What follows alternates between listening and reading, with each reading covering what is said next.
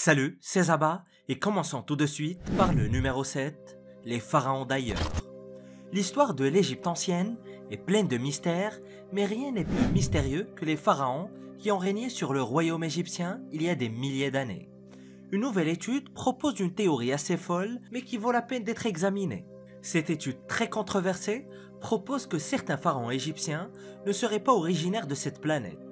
Il propose qu'ils pourraient être des expérimentations génétiquement modifiées créées par des êtres ne venant pas de la Terre.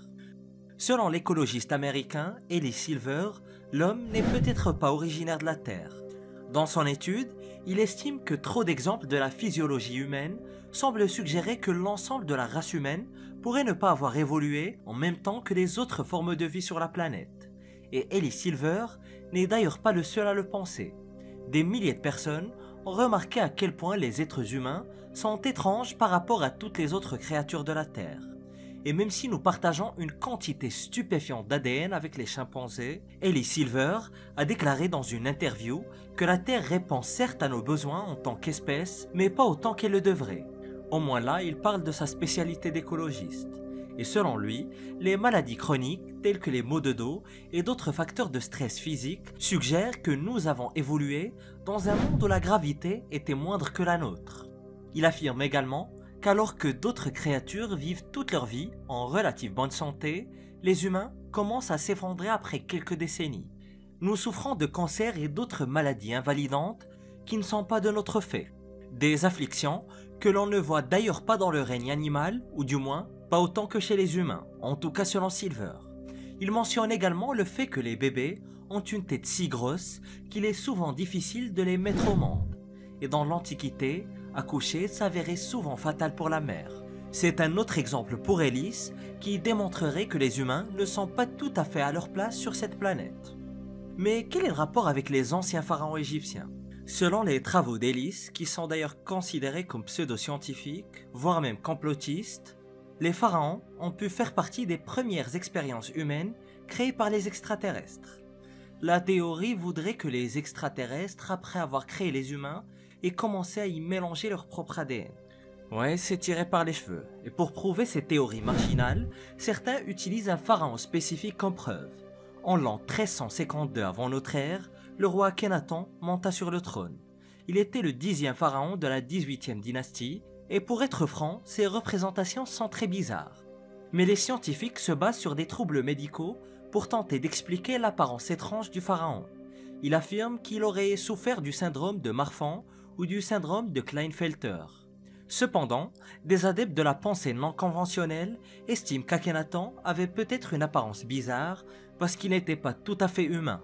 Certains vont même jusqu'à dire que cela expliquerait pourquoi son fils, Toutankhamon, avait lui aussi une apparence bizarre et pourquoi les archéologues ont trouvé des objets fabriqués à partir de roses spatiales dans la tombe du roi Toutankhamon. Numéro 6. L'observatoire préhistorique. Personne ne s'accorde sur les raisons qui ont poussé les humains à bâtir Göbekli Tepe il y a 12 000 ans. Les chercheurs Martin B. Sweatman et Dimitrios Tsikirtsis ont proposé en 2017 que le site antique a été utilisé pour contempler les comètes et les pluies de météores. Mais leurs recherches se sont heurtées aux opinions des scientifiques traditionnels. La plupart des experts ont interprété le mystérieux site archéologique comme un édifice social et non comme un observatoire. L'ancien responsable des fouilles, Klaus Schmidt, affirme que Göbekli Tepe était un site sacré construit comme un espace communautaire par des pèlerins de l'âge de pierre. Il l'a qualifié d'amphictyoni pour les chasseurs-cueilleurs. Ces piliers étaient décorés d'images d'ancêtres, de dieux et de créatures surnaturelles. C'était un véritable sanctuaire où les voyageurs et les chasseurs fatigués pouvaient se rassembler pour rendre hommage aux divinités qu'ils vénéraient. Mais une autre théorie voudrait que ces images étranges gravées sur les piliers de cet ancien temple en Turquie montrent des êtres d'un autre monde. Le spécialiste Ted Banning, l'un des meilleurs scientifiques en matière d'édifices sacrés du Levant néolithique, affirme que ce site était une colonie. Selon lui, Göbekli Tepe était l'un des premiers établissements humains permanents au monde.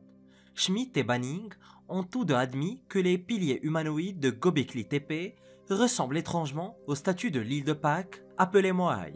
Cependant, ni l'un ni l'autre n'a voulu suggérer l'existence d'un lien entre les deux cultures. Mais l'une des œuvres de pierre les plus importantes découvertes à Göbekli Tepe est la pierre du vautour. Il s'agit d'une énorme plaque de rose sculptée sur laquelle figurent des symboles et des dessins qui cherchent à établir une corrélation avec le zodiaque. La pierre du vautour montre des figures anciennes qui ressemblent beaucoup aux Gémeaux, aux Poissons, aux Sagittaires et aux Scorpions. Les similitudes indubitables font qu'il est très difficile d'affirmer que les hommes de l'âge de pierre qui ont fabriqué la pierre n'avaient pas une certaine compréhension fondamentale du cosmos. Mais la vérité est que Göbekli Tepe a été construit il y a environ 11 500 ou 12 000 ans par des hommes inconnus de l'âge de pierre en Turquie.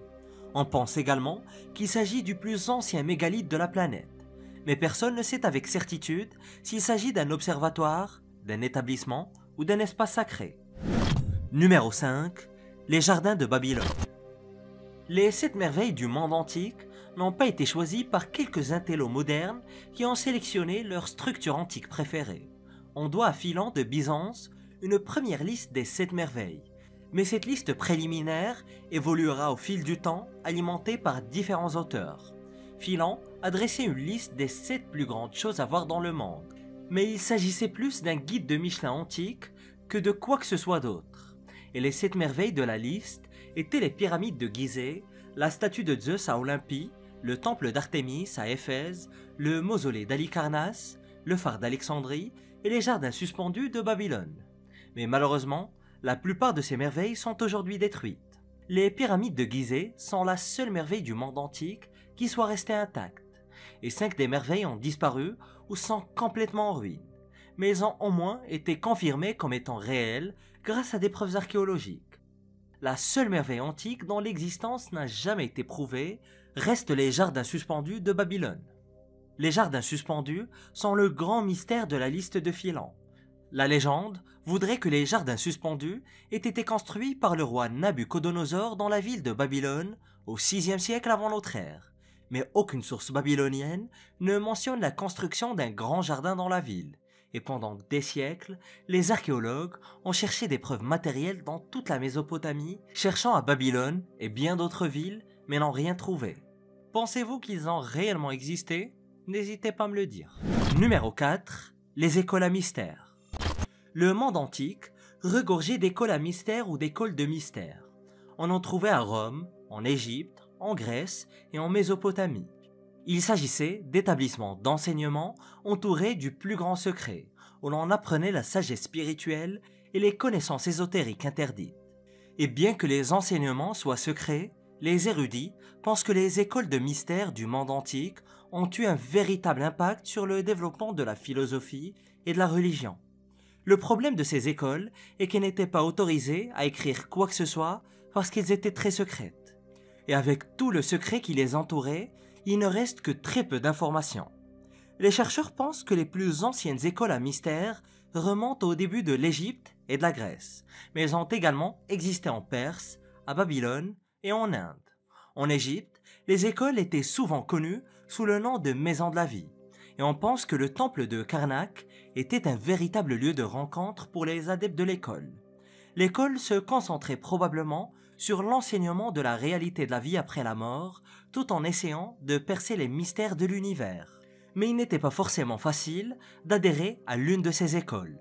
Les initiés devaient souvent se soumettre à une série d'épreuves et de rites dont on ignore toujours la consistance. En Grèce par exemple, ils étaient connus sous le nom de mystères d'Éleusis. Ils étaient peut-être les plus célèbres des anciennes écoles de mystère, et le groupe le plus populaire se concentrait sur les enseignements de la déesse Déméter. Il s'agissait de percer les mystères de la mort et de la renaissance. En Perse, les mages étaient à la tête des écoles de mystère. Ils étaient probablement associés aux grands prêtres du zoroastrisme, mais eux aussi sont entourés de secrets.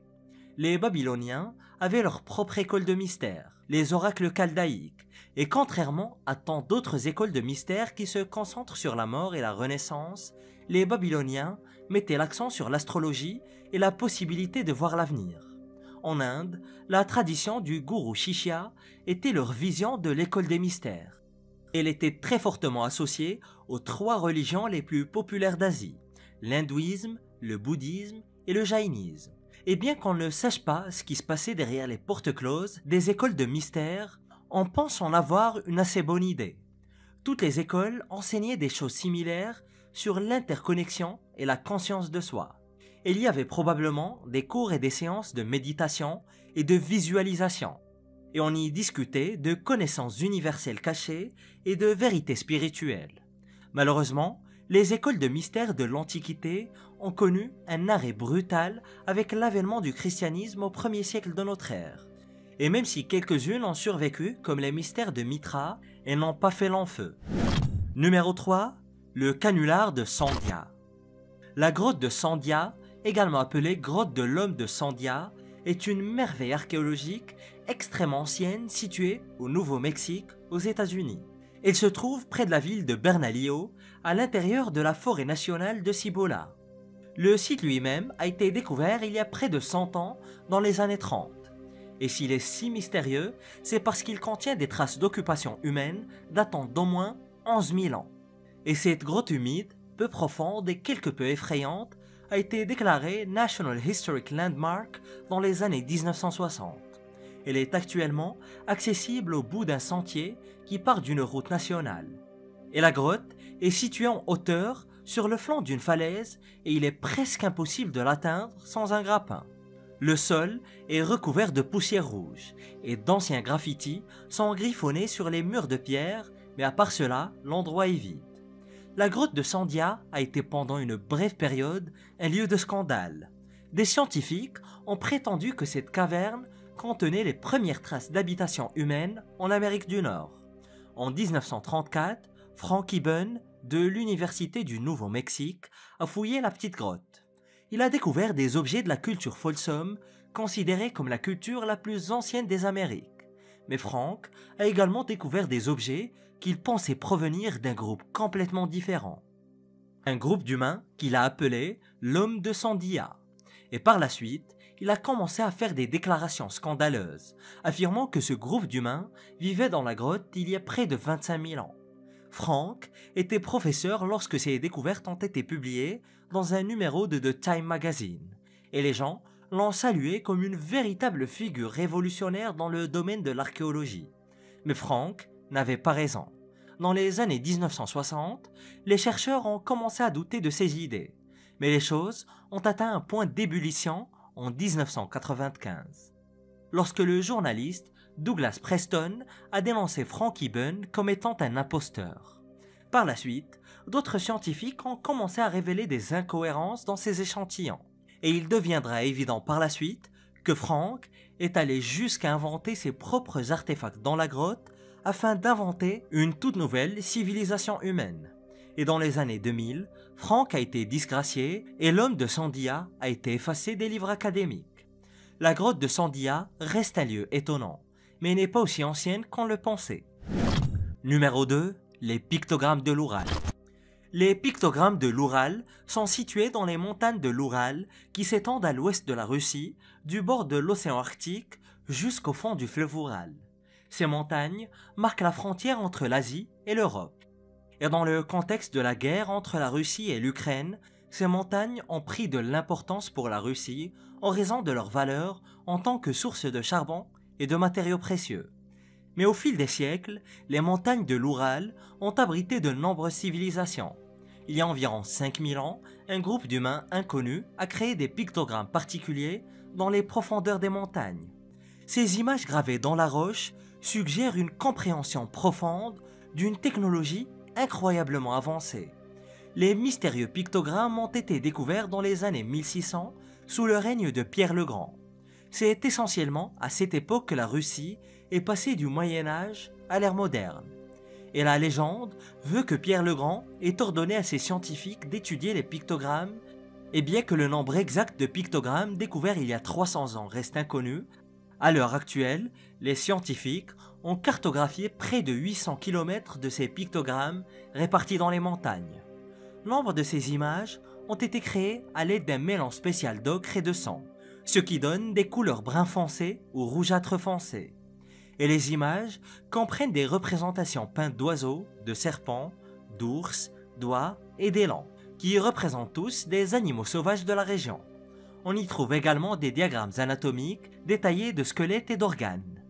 Et les chercheurs pensent que ces représentations ont servi de premier manuel d'anatomie permettant aux chasseurs de transmettre leurs connaissances en matière de dissection animale aux générations futures. En d'autres termes, les pictogrammes représentent certains des premiers manuels d'anatomie. Les pictogrammes représentent également des images d'êtres humains et d'outils de chasse, notamment des filets de pêche, des lances et des scènes de danse. Cependant, l'aspect le plus intrigant est la présence d'étranges figures géométriques et d'illustrations de formes qui ressemblent beaucoup à des structures chimiques. Vladimir Ravinsky, physicien moléculaire et atomique russe, a étudié les pictogrammes de manière approfondie.